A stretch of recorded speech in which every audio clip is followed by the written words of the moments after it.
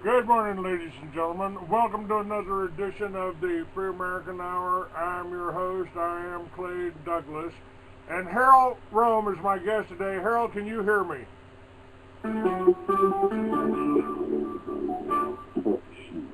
Harrell. Live. Harrell, can you hear me, sir? I will have to call you back, I guess. I cannot hear you here. I will call you back in just a second here.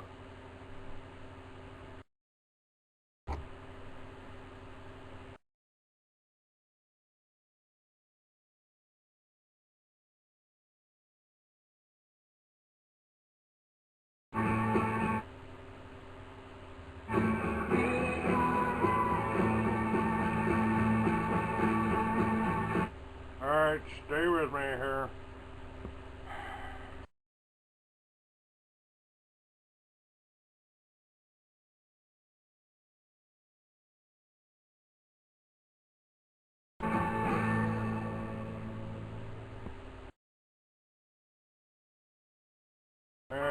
It won't.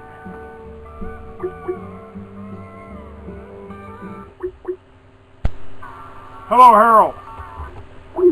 Hello, good morning to you. All right, I got you now. I'm sorry, somehow it wouldn't connect on the other line, but I lost the call there, so I called you back. That's wonderful, sir. You did right. I was just trying to get you on my cell phone, and that wasn't working. We've been having a lot of difficulties with our lines and everything about the internet. What do you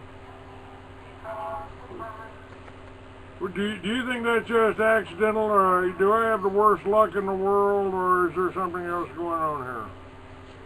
You know, that's a very, very good question. You have a very controversial program. I would think that some people don't like you to be on the air. I think that's possibly the case. And it's kind of interesting that the people that really don't like me are the ADL and Southern Poverty Law and just about everybody else I know that happens to follow an antichrist religion.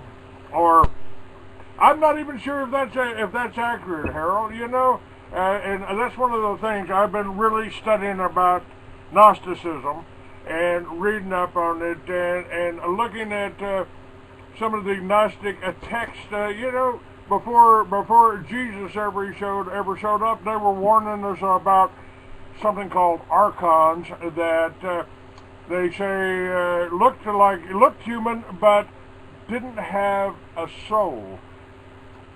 And I've also asked myself the question, and on the air here, that what if Yahweh, the so-called God of the Old Testament, the jealous God, the God that didn't want you to have any gods before him, what if that was Satan? What if he was evil? What if that was just the devil pretending to be God, or trying to be God, just like some of the scriptures talk about that the devil?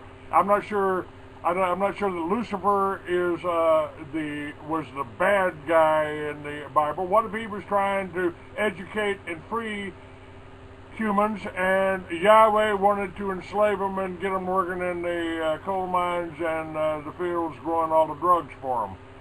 How about that? Give me maybe. Yes, Go ahead. That was a very, very good point you made. The so-called Yahweh, Jehovah, depending on where you put your Hebrew vowels, was the God of the Hebrew people. And when you read the Old Testament closely, you see that he really that deity was, he really didn't want other people involved with him. And you talk about the Gnostics, and yes, they were around in very, very, very early Christian times. And when the Romans took the whole thing over about 325 AD, they got rid of all the Gnostic Gospels and stuff. Fortunately, some of those Gospels were found in the Nag Hammadi text in Egypt. Yes. It was found about the same time as the Dead Sea Scrolls, and we have that available today. And it is very, very different from what you read in the New Testament. Very, very different. How does it differ? I mean, 45 years ago, Harrell, I wrote about an Atlantean civilization that had flying saucers like the Vimanas talked about in the Indian Vedas, and this was something put out. These were ships put out by the Atlanteans to preserve civilization after something happened, after Atlantis sunk. And very well might be the case. This was a fiction story, just a science fiction story I wrote about the Earth ship Heaven with Captain Tetragrammaton Lord, or known to the natives as Yahweh, who went crazy, who went insane and wanted to enslave everybody that was left after the flood, and Lucifer fought him on it. But the more I study, Harrell, the more I read, and I want you to expand on the Gnostic literature, the more I read, the closer to reality my fiction stories from 45 years ago, before I had any of the research and knowledge that I have today about the whole Jewish situation, which we'll talk about. You know, it makes me wonder if I was just have a real active imagination, or if I'm remembering things. Tell me about Gnosticism. Tell me about that. Your website is Gnostic Liberation Front. So, talk to me. Yeah, the Gnostics were believers in many things that early Christianity dropped. For instance, among other things, they believed in reincarnation like the religions of India did. And a lot of that came from the religions of India. And all this brings up the point, and this probably will be off some people, whether the prophet called Jesus, whether he really existed or not, and if he did, if what we have in the New Testament was just simply a composite about several similar figures who were around back in the day. Once you start studying ancient history, as you have and I have too, you see that the further you go back, the less we really know for sure about much of anything. And like I say, the Romans took over Christianity. I have a good article, I have not published it yet, Rome Created Christianity, and it goes into the fact that once the St. Jerome got his Latin Vulgate Bible just like he wanted it, probably a lot of the manuscripts were destroyed back in those days. And most Christians don't know this, but the earliest manuscripts of the New Testament are from the 500s and 600s, not from way back in the future. When I went to graduate school seminary a long time ago, they taught us that Paul wrote his stuff in the early 40s AD, and that most of the Gospels were written in the 60s and 70s. But when you look back, you can't find, there is absolutely no record that any early church ever had one of the, an autograph, the original manuscript of the New Testament. And as I said on the radio before, if they had had that, it would have been put on the altar in a reliquary and worshipped like the relics of the saints. There is no record that was ever done. And there is a very nice lady who writes under a pseudonym of Acharya S. Her name is Dorothy Murdoch.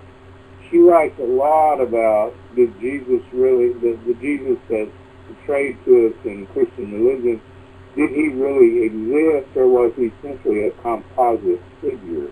Now, so that troubles a lot of people to even talk about that. I have said that I think Jesus was the first rebel that that solved the problem that we have today. How do you fight evil without becoming evil? And he also told us, if you know, Thomas Jefferson took all of the Pauline Christianity words, all the Old Testament out, and just left the words of Jesus to do the Thomas Jefferson Bible. And Jesus told us, you can do what I do and more. Now, yes, he did. Yes. Now, I think I have said, and I believe that at the Council of Nicaea, the Jewish Pharisees got together with the Christian kings and sculptured a religion and promoted Jesus to God, because they didn't want men like you and I aspire to be the kind of man he was. And by the way, I just started recording on another channel here, and my guest is Harrell Rhome. And my apologies to Harrell. I actually wrote Harold on the my website, but I'll fix that and change that in just a moment or two. But we're talking about Gnosticism, and the Council of Nicaea is where we got the whole Catholic Church, the original New World Order, you know, the owners of the world who work with the Queen of England and use her troops and ships the same way they use ours today to go around anywhere. And hey, God says it's okay to kill all these people. The Bible, the Old Testament, is one of the most violent, you know, talk about a bloodthirsty God. That's not exactly what I would think Jesus was trying to point out, and of course they killed him for running the money changers out of the temple.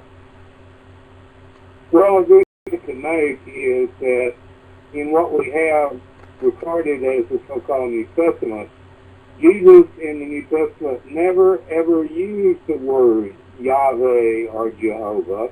He never referred to that deity at all. He talked about my Father. He talked about the Father God. He never used the word Yahweh or Jehovah. He never used it. So that's another thing that most modern Christians don't really know, and if they've heard about it, they don't really understand the meaning of that.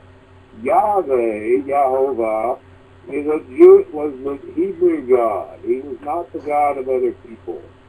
And the Hebrews apparently were a wandering desert tribe in Egypt that eventually got run out of Egypt because they were robbing the Egyptian people. And of course, the real Jewish scriptures, the Talmud, tells us that they have the right to take whatever they want. And through history, that is absolutely what they've done. Now, what about these archons? I've almost said that the Jew propaganda machine is pretty effective. It's been awfully effective over the last few thousand years. Oh, yeah. And so I'm tempted to call them archons. You know, the archons were in that Nag Hammadi text, right along with the Dead Sea Scrolls, and they talk about these people, these beings that look human, but are missing one thing, and that's the soul, our contact with God. Now, Harold, I've also come up with my own cosmology here. In my opinion, if there's one God of this universe, a universal mind that's omniscient and omnipotent, he's got to be the most bored sucker in the universe if he's the only one of his kind. So what does he do? What does he do? He can do anything. What he does is create us, the human race, man or woman, puts a spark of his divinity in us that we call the soul or the conscience, or ESP, and he gives us basically amnesia and free will. So we can decide whether we want to be good or evil, and we never really know, because and the Bible tells us we'll forget who we are. We provide his entertainment. As Shakespeare said, the whole world's a stage. And he sits behind your eyes and my eyes in this universal mind that we can compare to the internet. And I believe God's alive and well on the internet. 21st century burning bushes are kind of passé, don't you think? Yes. Is my cosmology far off, or is that exactly what we're talking about in the Gnostic text? And this and I like your comments on this whole archon thing. The description that they gave of the archons in this Nag Hammadi text as soulless beings that are jealous of us people with real souls and with contacting the real God. It was a perfect description of what we call Jews today, whether they're Ashkenazis or reptilians or whatever you want to call them. Yes, you're very correct about that. Throughout history, the Hebrew Jewish people have been very self-centered supremacists, if you wish to call them that. They are racial supremacists. They see themselves as superior to the rest of the world. They use the word in Hebrew, goyim, which it translates as Gentiles into English, but basically it means more than that. The goyim, simply the cattle. And the Jews say that the Talmud tells us that the Gentiles, or goyim, were created in human form so the Jews didn't have to have animals to be their servants. Jewish religion, and especially, and you're right about the Old Testament, that's one of the ugliest collection of literature there is. It's all about how that the Hebrew people have the right to conquer and kill and rob whomever they want to, and all the stories there that they do. Over the years, and I've said this on radio before, over the years I've met people who say, oh, I've read the whole Bible. But when you try to talk to those people about what did you learn from reading the whole Bible, they don't know diddly squat about it. Apparently they didn't pay very much attention or didn't read very closely, because if you read much of the Old Testament, you see, as we said, you said, and I said, it's a really ugly, bloody book. That's all it is. Repeat that. It's a what? Ugly, bloody book. I have just been looking over some information. Now, again, the internet's a double-edged sword, but in my fiction novels 45 years ago, I painted Lucifer as the good guy. And what I've been reading here, and what you're just saying, the term Yahweh is another name for another god called Baal, B-A-A-L. Yes, the god Baal was another Semitic god back in the old days, very similar to Yahweh, and was competing with various believers back then.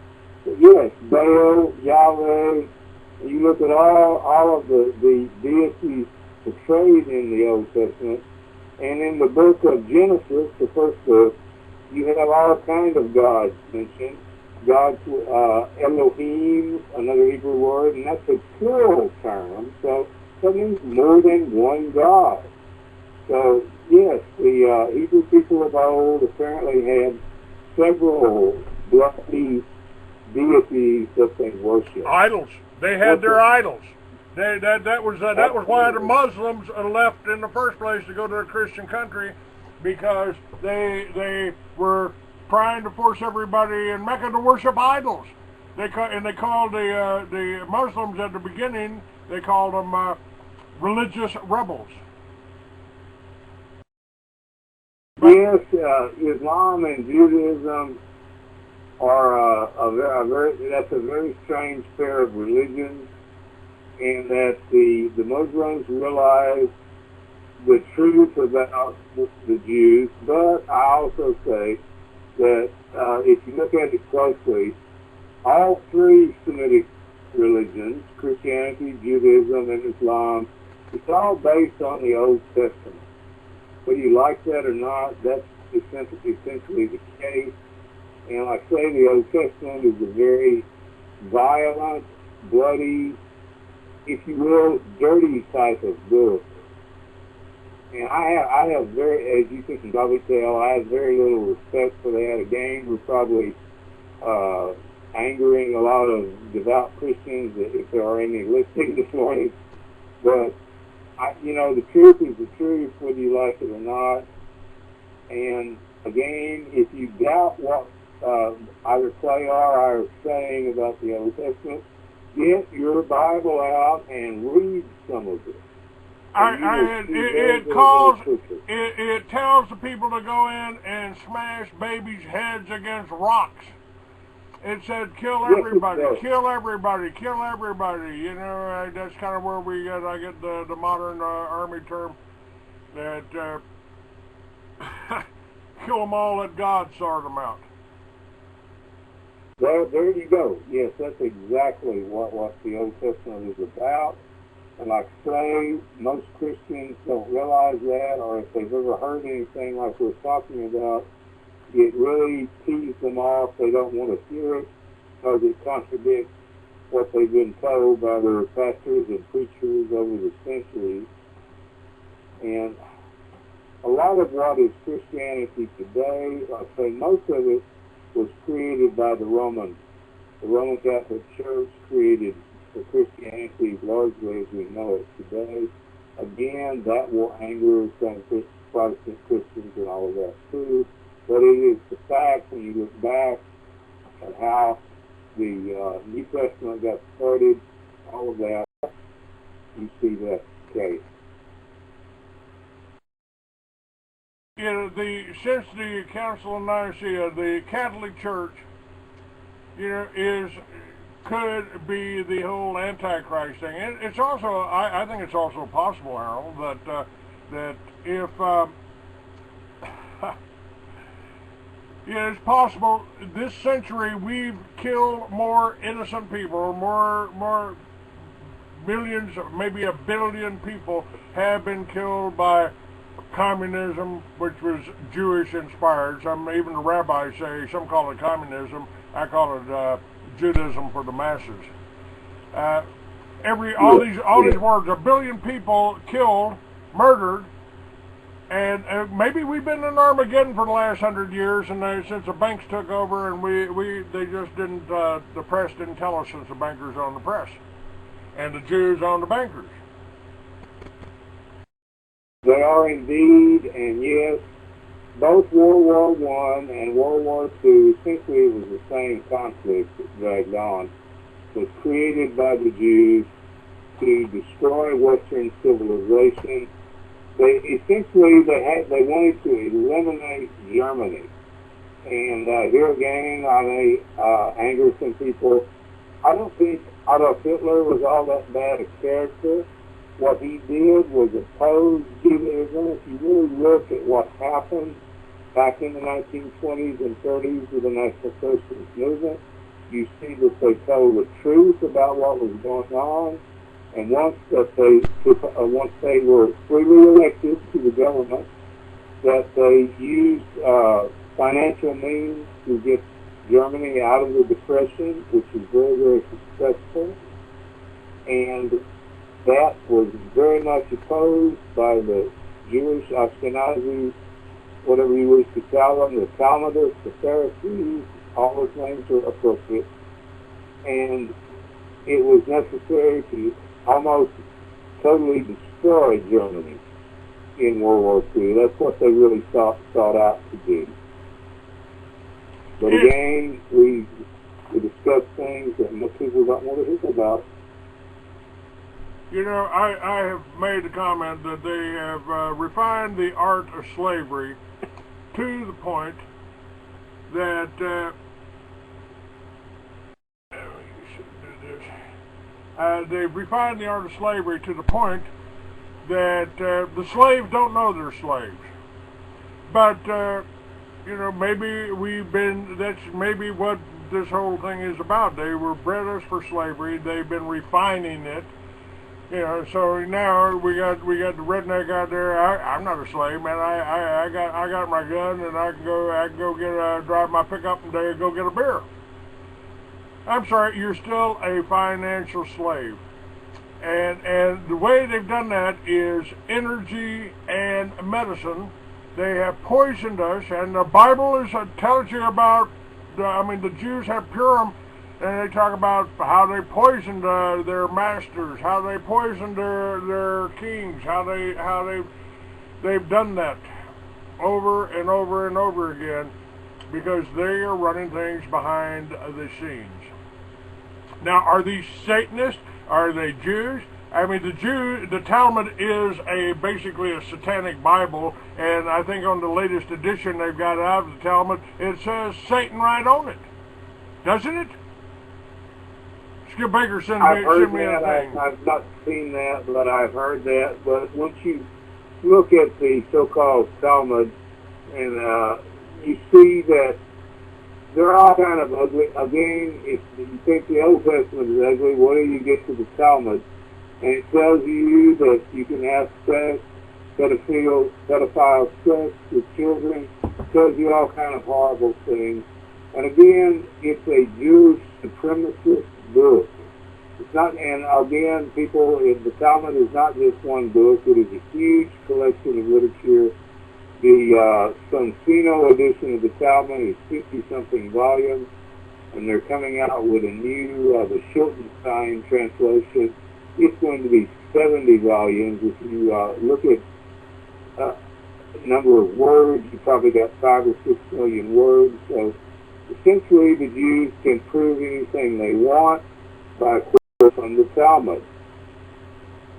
And what about the Kol Nidri? I mean, come on, we take this vow every year. You can't hear it if you're a Gentile. They ask a question in the church, in the synagogue. Are there any strangers here? And you know, we've got the testimony of somebody that was trying to become Jewish and was going to the synagogue for 2 years. But yes. Go ahead, sir. That is true. The Kol Nidre, we just passed the Hanukkah festival where the Kol Nidre oath is repeated, and it essentially gives the Jewish people in the synagogue, members of the synagogue, permission to say whatever they want, take an oath, and it is not binding upon them. In other words, they have permission from their scriptures, the Talmud, to lie and deceive. And that's, of course, as we know, that's what they do. They've got that right on there. That's the slogan of the Mossad, warfare by deception. Yes, warfare by deception. That's exactly what they do. And the whole state of Israel was set up by deception.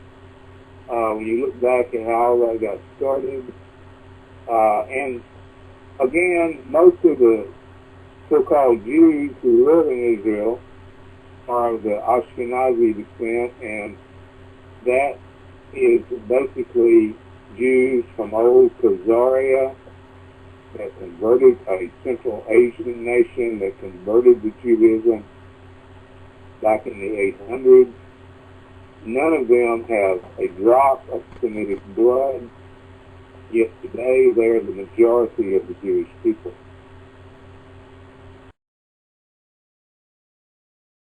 Yes, fit right in with them. Now, my guest is Harrell Rhome, Gnostic Liberation Front. Stay with me. We're